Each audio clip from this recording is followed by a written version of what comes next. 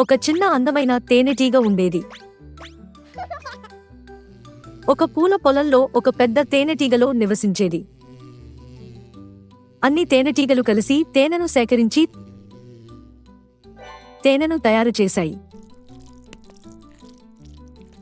చిన్న అందమైన తేనెటీగ కూడా సహాయం చేయాలనుకుంది. కాని ఇతర తేనెటీగలు, "నువ్వు చాలా చిన్నవి. నువ్వు చాలా దూరం ఎగరగలవు." చిన్న అందమైన తేనెటీగ విచారంగా అనిపించింది, కాని ఆమె వదులుకోలేదు. ఒకరోజు బలమైన గాలి చాలా పువ్వులను ఎగిరింది. చీకటి అడవి దగ్గర పువ్వులు పడిపోయాయి. తేనెటీగ అక్కడికి వెళ్లడానికి భయపడింది. "మనకు మరింత తేనె కావాలి" అని రాణి తేనెటీగ చెప్పింది. కాని అది చాలా దూరంగా ఉంది. చిన్న అందమైన తేనెటీగ, "నేను వెళ్తాను." అది నెమ్మదిగా అడవిలోకి ఎగిరింది. అది నేలపై ఉన్న పువ్వులను కనుగొంది. అది తేనెను తీసుకుని తేనెటీగల గూటికి తిరిగి వెళ్ళింది. అప్పుడు అది మళ్ళీ అలా చేస్తోంది.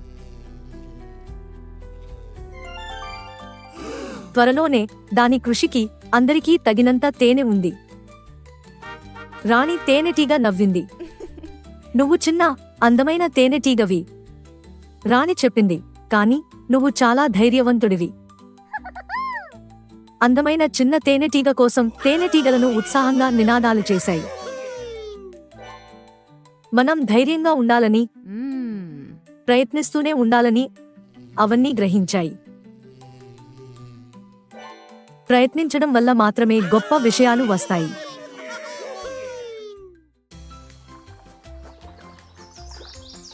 ఎండ బాగా ఉన్న ఒక రోజున ఒక పెద్ద బస్సు అడవి గుండా వెళుతోంది. ఉత్సాహంగా ఉన్న చిన్న పక్షులు మరియు జంతువులన్నీ నది దగ్గర విహారయాత్రకు వెళ్తున్నాయి. వాళ్ల గురువు మిస్ ఆడబంది నవ్వుతూ ఇలా అంది, "మనం దాదాపు అక్కడికే వచ్చేశాం.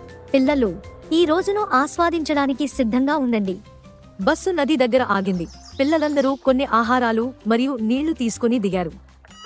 చిలుక తన ముక్కులో జామకాయ బుట్టతో ఎగిరింది. ఏనుగు నీళ్ల సీసాలు తీసుకుని ముందుకు అడుగుపెట్టింది.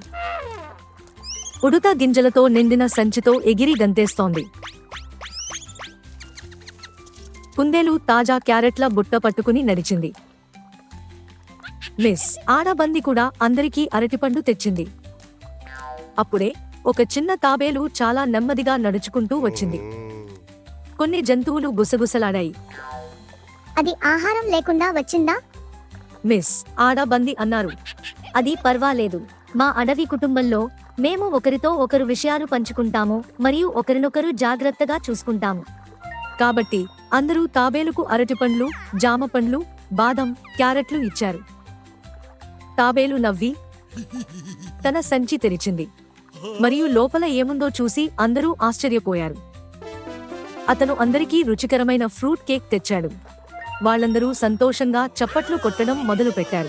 ఈ రోజు అందరూ ఒక ముఖ్యమైన విషయం నేర్చుకున్నారు. ఎవరినీ త్వరగా తీర్పు చెప్పకండి.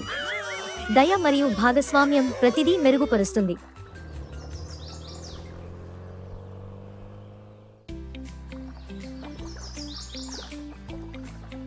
ఒక చిన్న గ్రామంలో చాలా దురాశగల కాకి ఉండేది. అది ఎవరితోనూ ఏమీ పంచుకోలేదు. ఒకరోజు అది ఒక దుకాణదారుడి నుండి బంగారు రొట్టెను దొంగిలించింది.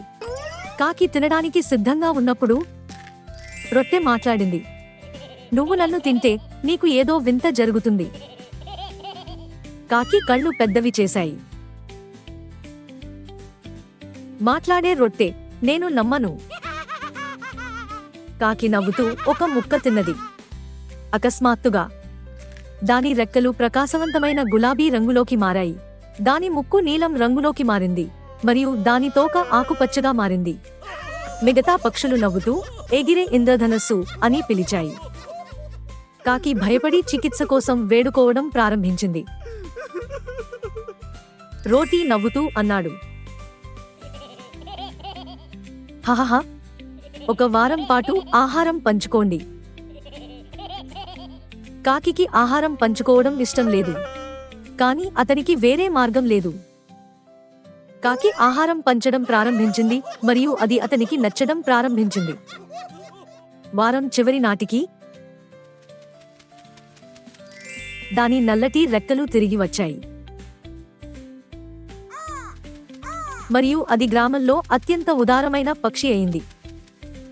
కాకి నేర్చుకుంది, దురాశ మిమ్మల్ని మూర్ఖుడిని చేస్తుంది, కానీ పంచుకోవడం మిమ్మల్ని ప్రకాశింపజేస్తుంది.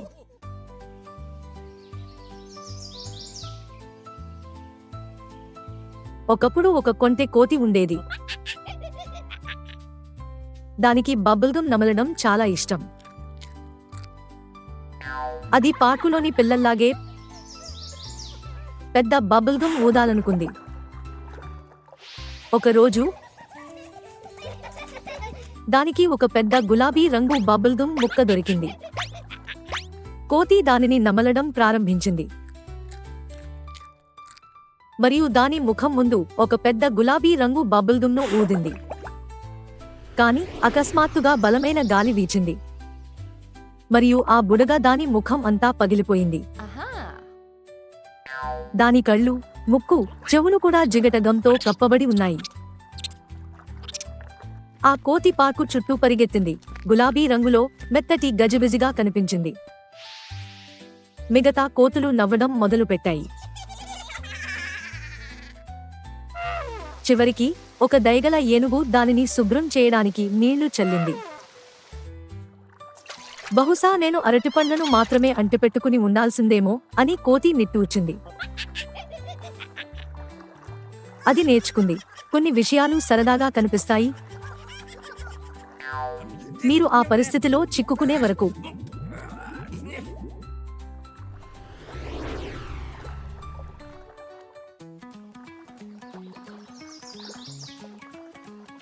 ఆ అందమైన అడవిలో ఒక బద్ధకం నివసించేది. దానికి ఒక పెద్ద కల వచ్చింది. అతను అడవి జాతి గెలవాలని కోరుకున్నాడు, కాని అది ఒక బద్ధకం మరియు బద్ధకం వాటి వేగానికి సరిగ్గా తెలియదు. మిగతా జంతువులు బిగ్గరగా నవ్వారు. నువ్వు రేసు గెలుస్తావా అని ఆట పట్టించింది చిరుత. వచ్చే వారం నువ్వు రేసు పూర్తి చేస్తావు, జీబ్రా నవ్వుతూ అంది. పక్షులు కూడా నవ్వాయి.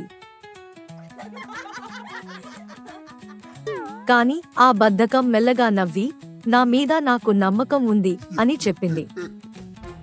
జాతి రోజు వచ్చేసింది. అడవి ఉత్సాహంతో ప్రతిధ్వనించింది. సిద్ధంగా ఉంది, సిద్ధంగా ఉంది, వెళ్ళు. అందరూ ముందుకు కదిలారు.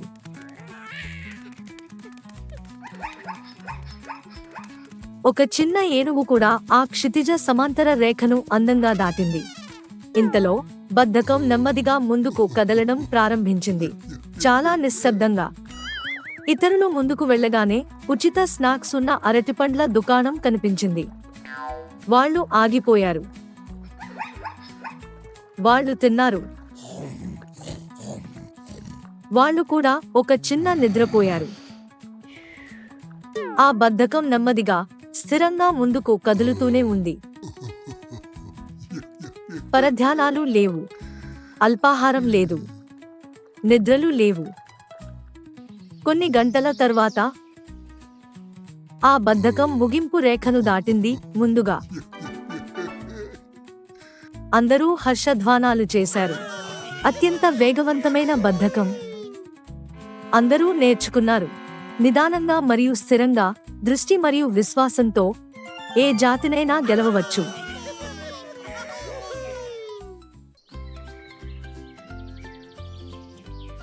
ఒక అందమైన నగరంలో రాహుల్ అనే చిన్న పిల్లవాడు నివసించేవాడు. అతను ఇంటి లోపల తన బంతితో ఆడుతున్నాడు.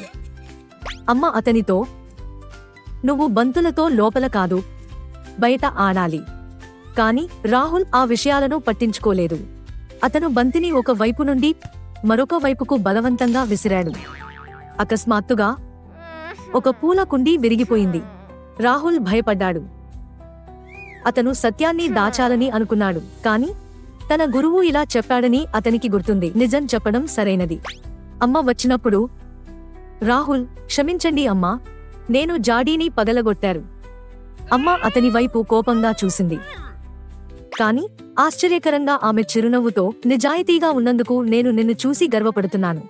అమ్మ అతన్ని కౌగిలించుకుని, కానీ తదుపరిసారి నువ్వు బయట ఆడుకోవాలి. రాహుల్ నవ్వారు. అతను లోపల ధైర్యంగా మరియు మంచిగా భావించాడు.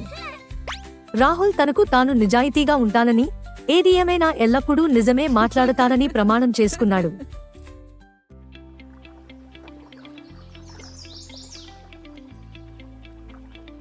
ఆ పొలంలో ఒక వింత కోడి ఉండేది. మిగతా కోళ్లు నేలను కొరుకుతూ ఉండగా కోడి మొరిగింది. ఊఫ్ ఊఫ్. ఇతర కోళ్లు రెక్కలు ఆడించగా కోడి తన తోకను ఊపడానికి ప్రయత్నించింది. మరియు ఇతర కోళ్లు మట్టిలో గోకుతుండగా కోడి తన నీడను తానే వెంబడించింది. కోడి ఎప్పుడూ కుక్కలా ఉండేందుకు ప్రయత్నిస్తుంది. ఆవులు నవ్వాయి. మూమూము. కోళ్లు మొరగవు. బాతులు అరిచాయి. నీకు తోక కూడా లేదు, వెర్రికోడి. రైతు కూడా తల అడ్డంగా ఊపాడు. నేను చూసిన వింతైన కోడి అది. కాని కోడి అవేమీ పట్టించుకోలేదు. ఒకరోజు ఒక దొంగ నక్క పొలంలోకి వచ్చింది. దానికి రాత్రి భోజనానికి జ్యూసీ కోళ్లు కావాలి. మిగతా కోళ్లు భయంతో అటూ ఇటూ రెపరెపలాడాయి. సహాయం, సహాయం. కానీ నక్క దూకకముందే ఊఫ్ ఊఫ్ ఊఫ్. కోడి పిచ్చి కుక్కలా మురిగి నక్కపైకి దూసుకుపోయింది. నక్క అరుస్తూ ఆగిపోయింది. ఏమిటి? కోడి కుక్క? నక్క తన ప్రాణాల కోసం పరిగెత్తింది. మరియు పొలం సురక్షితంగా ఉంది. ఆ రోజు నుండి అందరూ కోడిని హీరోగా భావించారు. ఎల్లప్పుడూ మీరే ఉండండి. అందరూ మీకు వ్యతిరేకంగా ఉన్నప్పటికీ.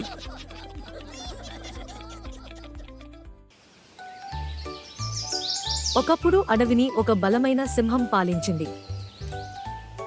గర్వంగా మరియు క్రూరంగా అతని బిగ్గరగా గర్జన అన్ని జంతువులను భయపెట్టింది.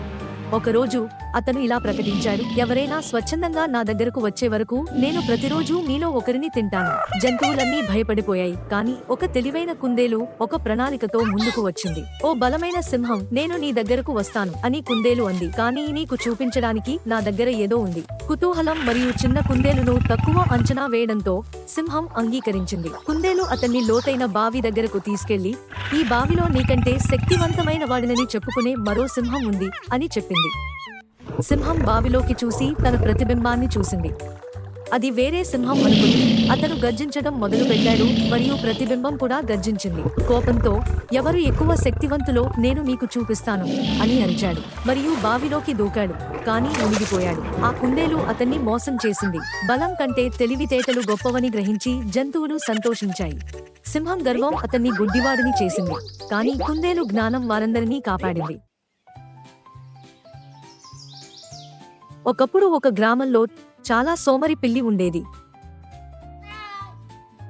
అతను రోజంతా నిద్రపోవడానికి ఇష్టపడేవాడు మరియు ఆకలిగా ఉన్నప్పుడు మాత్రమే మేల్కొనేవాడు. ఇంటి ఎలుకలకు ఇది తెలుసు. వాళ్ళు అతనిని దాటడానికి కాలి వేళ్లతో నడుస్తారు. అతను బిగ్గరగా గురక పెడుతుండగా వాళ్ళు నవ్వుతూ జున్ను ముక్కలను దొంగిలిస్తున్నారు. ఒకరోజు ఎలుకలు మరింత ధైర్యంగా మారాయి. పిల్లి ఎప్పుడూ మేల్కొనదు. పార్టీ చేసుకుందాం, అతను అరుస్తూ అన్నాడు. పిల్లి ఎప్పుడూ మేల్కొనదు, మనం పార్టీ చేసుకుందాం అని వాళ్ళు అరిచారు. ఆ రాత్రి ఎలుకలు గొప్ప విందు చేసుకుని పిల్లి తోక చుట్టూ నాట్యం చేశాయి. కాని అకస్మాత్తుగా అచ్చో, పిల్లి పెద్ద తుమ్ముతో మేల్కొంది. ఎలుకలు అరుస్తూ పరిగెత్తాయి. కాని వాటి చిన్న పాదాలు అలంకరణలలో చిక్కుకున్నాయి. పిల్లి తన చేయి చాచి తనను తాను చాచింది. తర్వాత అతను, నువ్వు నన్ను లేపినప్పటి నుండి నువ్వు నాకు ఏదైనా తినిపించాలి అన్నాడు. ఎలుకలు త్వరగా అతనికి ఒక ప్లేట్ జున్ను తెచ్చి ఇచ్చాయి. పిల్లి సంతోషంగా దాన్ని తిని, ఇది చెడ్డది కాదు. బహుశా నేను నిన్ను మళ్లీ పార్టీ చేసుకొనిస్తాను, ముందు నువ్వు నాకు అల్పాహారం తెస్తే. ఆ రోజు నుండి పిల్లి మరియు ఎలుక శాంతి కోసం జున్ను ఒప్పందం కుదుర్చుకున్నాయి. అతను ఇలా అనుకున్నాడు, కొన్నిసార్లు సోమరితనం ఉన్నవారు కూడా తమ కోరికలను తీర్చుకోవడానికి తెలివైన మార్గాలను కనుగొంటారు.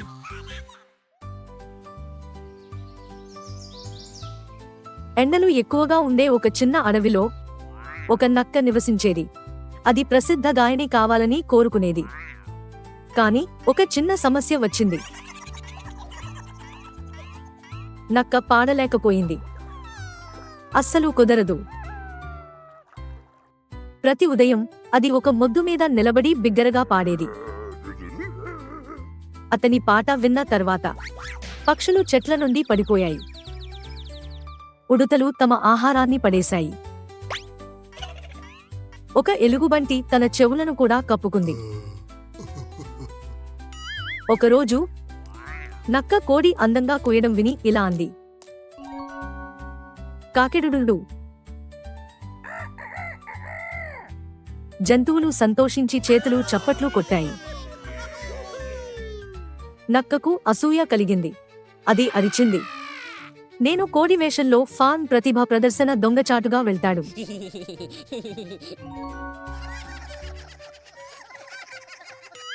అది ఎర్రటి ఈకలు ధరించి పశువుల కొట్టల్లోకి దూసుకెళ్ళింది. తన వంతు రాగానే నక్క వేదికపైకి దూకి బిగ్గరగా అరిచింది. జంతువులన్నీ నిశ్శబ్దం. అప్పుడు ఒక చిన్న కోడిపిల్ల గుసగుసలాడుతూ, నేను చూసిన వింతైన కోడి ఇది. నక్క ఎర్రబడింది. అది వేదిక నుండి చంద్రునిపైకి నడవడానికి ప్రయత్నించింది.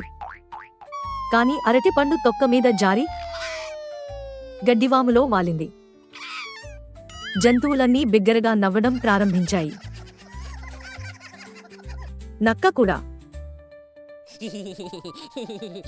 ఆ రోజు నుండి నక్క అడవిలో అత్యంత హాస్యాస్పదమైన కథకురాలిగా మారింది, సౌండ్ ఎఫెక్ట్లతో. మరియు అన్ని తరువాత ప్రసిద్ధి చెందింది. అది నేర్చుకుంది, మీరు మీలాగే ఉండండి, మీరు ఎలా ఉన్నారో అలాగే మీరు ప్రత్యేకంగా ఉంటారు.